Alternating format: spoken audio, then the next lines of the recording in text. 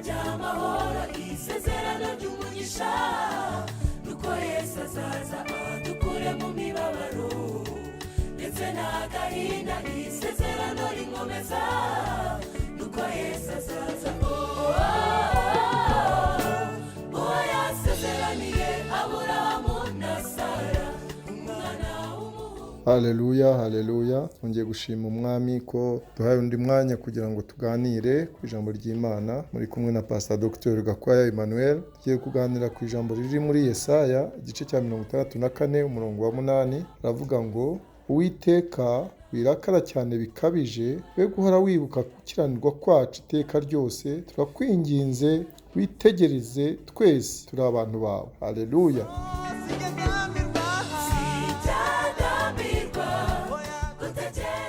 Muri uyu murongo turabona mu kwinginga Uwiteka bavuga ko nubwo base b'abantu babareka, Imana yo ntishobora kwibagirwa, ntishobora kureka abakiranutsi bayo bayiganyira kubw'abantu yaremye nubwo baba bayigomera.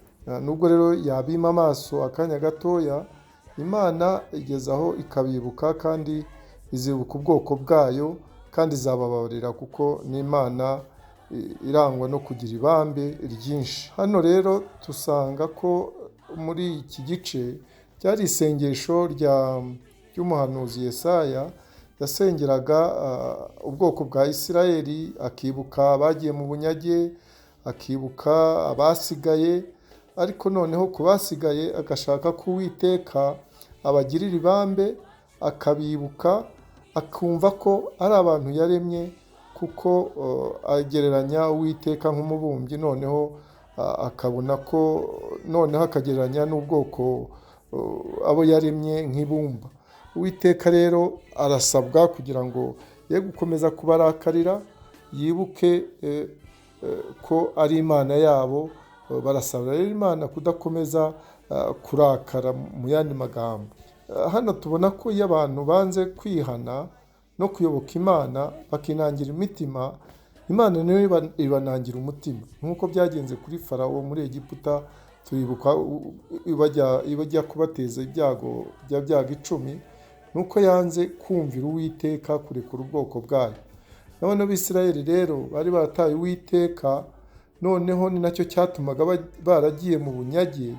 Noneho mu kujya mu bunyage rero Yesaya akagira umutwaro wo kubasengera kugira ngo Imana yibuke ari abagiye mu bunyage ndetse n'abasigaye. Rero niyo abantu babaye mu byaha igihe kirekire, ubona ko bihora bibakurikirana, bibakurura gusubira mu byaha, ndetse bikagaragara no mu myifatire yayo mibi. Bishaka rero ko abantu bihana. Ni ukuvuga ngo Abisirayeli ubwo batinze mu bunyage, nicyo yenda nibwira Yesaya yabwiraga Uwiteka, ubwo batinze mu bunyage mu byaha, iyo myitwarire mibi yakomeje kubaranga kubera ko babaye mu byaha cyane. Hariya rero Yesaya asaba Uwiteka kwibuza kurakara bikabije, agasaba kubabarira no kutibuka ibicumuro n'ibyaha byabo, akongera kubemera nk'ubwoko bwe yironkeye. Haleluya. Uko igihugu rero cyangwa by'umwihariko Yerusalemu hari hameze ndetse n'urusengero, Yesaya yabonaga biteye agahinda byatuma Uwiteka adakomeza kurakara, kuko urumva hari harabaye umusaka hameze nabi. Yesaya akabona rero Uwiteka yagombye kureba ukuntu kwigarura, ntakomeze kurakarira ubwoko bwe.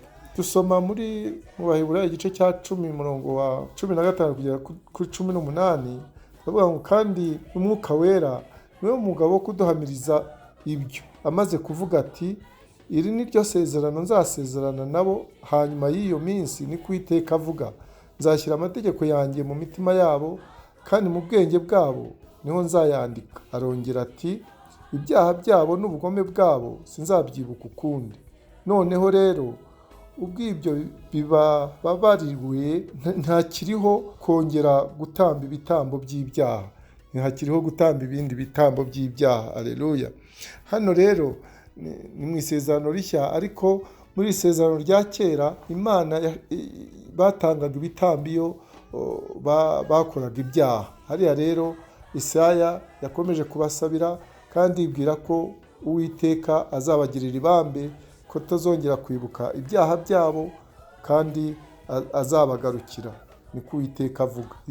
Natwe rero niba twakosheje tugomba kwihana, tukamenya ko tugomba kugarukira Imana, tukayibwira ibyacu ko twayicumuyeho kugira ngo itakomeza kuturakarira. Uwiteka abane namwe kandi Yesu abane namwe mu iteka ryose.